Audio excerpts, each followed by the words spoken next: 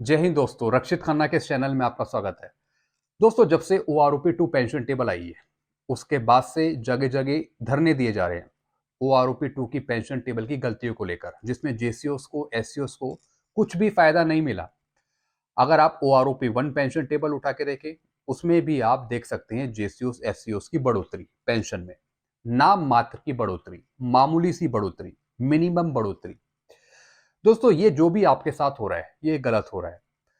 दोस्तों, एक दो मैसेज हैं जो मेरे पास शेयर हुए हैं। आपकी OROP 2 की पेंशन तो लागू कर दी, लेकिन जो डिसेबिलिटी पेंशन दे रहे हैं वो आपको पुरानी दे रहे हैं। कईयों को डिसेबिलिटी पेंशन देनी चाहिए थी हवलदार की, मिल रही है नायक की। किसी को डिसेबिलिटी पेंशन मिलनी चाहिए थी OROP 2 पेंशन टेबल के अकॉर्डिंग, और किसी को डिसेबिलिटी पेंशन मिल रही है OROP 1 पेंशन टेबल की। किसी को बेसिक पेंशन OROP 2 की मिलनी चाहिए थी और किसी को मिल रही है OROP 1 की। दोस्तों, एक ऐसे भी केस शामिल हैं इसमें।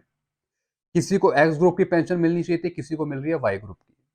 किसी को 17 साल की क्वालिफाइंग सर्विस में पेंशन मिलनी चाहिए थी, उसको 2 साल कम करके उसकी पेंशन दे रहे हैं। मतलब इतनी सारी पेंशन की गलती हैं, जिसे सुनना और हल करना भारत सरकार के लिए, स्पर्श के लिए, PCDA के लिए मुश्किल साबित हो रहा है। दोस्तों, आए दिन आप केस देख ही रहे होंगे।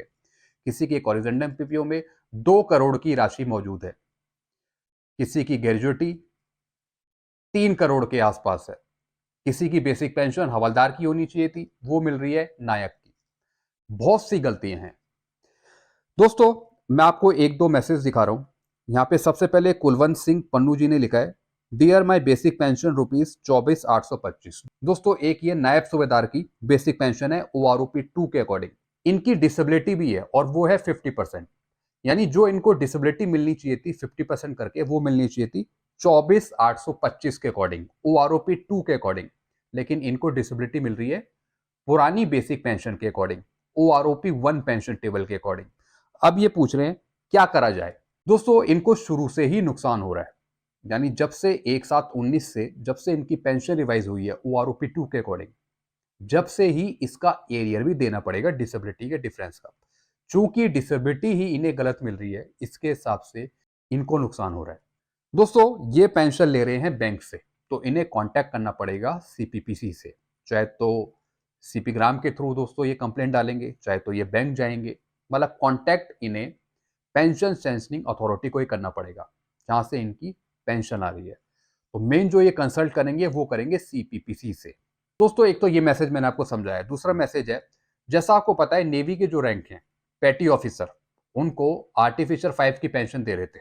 यानी एक नायक की पेंशन दे रहे थे, मिलनी चाहिए थी हवलदार की, एक पेटी ऑफिसर की दे रहे थे वो आर्टिफिशियल 5 की नायक की। दोस्तों, जब पेंशनर्स ने ग्रीवांस डाला, शिकायत डाली नवपन को, PCDA को, तो वहां से जवाब आता है कि आपका जो रैंक है वो तो ठीक कर दिया है, लेकिन पेंशन अभी ठीक नहीं करी है।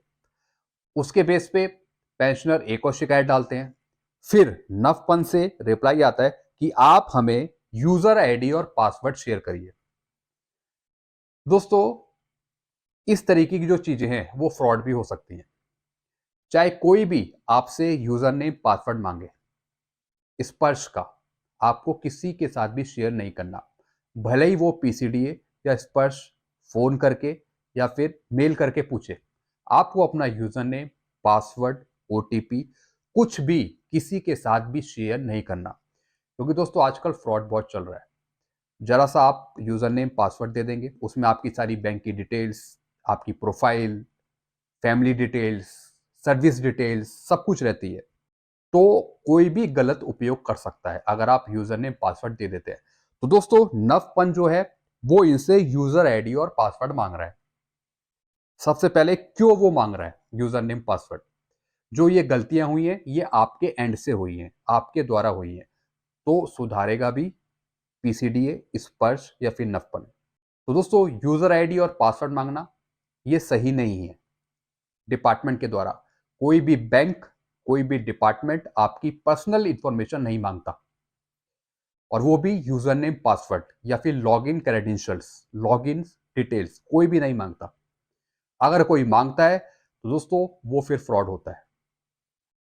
तो दोस्तों, इन पेंशनर को भी मैंने बोल दिया है कि आप कोई भी अपना यूजर आईडी पासवर्ड किसी के साथ शेयर मत करिए। आपकी जो चीज़ ठीक करनी होगी आप ग्रीवांस के थ्रू करवाइए उनसे। ग्रीवांस डालिए, शिकायत डालिए, रिप्लाई मांगिए, लेकिन अपनी पर्सनल इंफॉर्मेशन किसी के साथ शेयर मत करिए। तो दोस्तों, अगर आपके पास भी ऐसा कोई मेल आता है जिसमें आपकी यूज़र आईडी, पासवर्ड, ओटीपी मांगा जा रहा है, तो किसी के साथ शेयर मत करिए अपनी पर्सनल चीज़ें। दोस्तों, एक तो मैंने ये आपको ये इन्फॉर्मेशन दी है। बाकी इनका जो पेंशन है वो ऑटोमेटिकली करेक्ट हो जाएगी आगे, क्योंकि कईयों के पास जो मैसेज आया वो है कि आपका प्रोसेस में है, हम ठीक कर रहे हैं, तो ऑटोमेटिकली ये ठीक हो जाएगा। तो दोस्तों, कुछ दिन बाद आपके लिए भी डाटा खुल जाएगा पूरा, आप खुद भी उसे ठीक कर पाएंगे। जैसा आपको पता है 2016 से पहले जो आए हैं वो अभी डाटा करेक्ट नहीं कर पा रहे हैं, उनका भी टेम्परेली सस्पेंड दिखा रहा है, टेम्परेली ब्लॉक दिखा रहा है। तो जो भी करेक्शन का जो आपका काम है वो कुछ टाइम बाद खोल दिया जाएगा, तो आप खुद इन चीज़ों को ठीक कर पाएंगे। तो दोस्तों, ये चीज़ें मैंने आपको समझाई। बाकी पेंशनर्स पूछ रहे थे कि सर हमारा अभी तक ना ही OROP-2 की बढ़ी हुई पेंशन आई है, ना ही अभी तक एरियर आया है। दोस्तों, फैमिली पेंशनर्स हो गए या गैलेंट्री अवार्ड पेंशनर्स हो गए, उनको जो एरियर देने का टाइम है भारत सरकार द्वारा, बैंक द्वारा, स्पर्श द्वारा, वो है 30 अप्रैल। 30 अप्रैल तक फैमिली पेंशनर्स को, गैलेंट्री अवार्ड पेंशनर्स को फुल एरियर देना है, पूरा एरियर देना है, चाहे तो वो स्पर्श देगा या फिर बैंक देगा। अगर नहीं देता तो फिर कोर्ट का उल्लंघन हो जाएगा, जैसा कि सुप्रीम कोर्ट ने जो आदेश दिए थे कि 30 अप्रैल तक family pensioners, gallantry award pensioners को आप फुल एरियर पे करें, हर एक फैमिली पेंशनर्स को, हर एक गैलेंट्री अवार्ड पेंशनर्स को। तो दोस्तों, ये चीज़ें मैंने आपको समझाई इस रिलेटेड। अगर आपको और कुछ पूछना हो तो नीचे आप मुझे कमेंट कर सकते हैं। वीडियो आपको अच्छा लगता है, वीडियो को लाइक करें और दोस्तों चैनल को सब्सक्राइब कर सकते हैं। Thank you so much.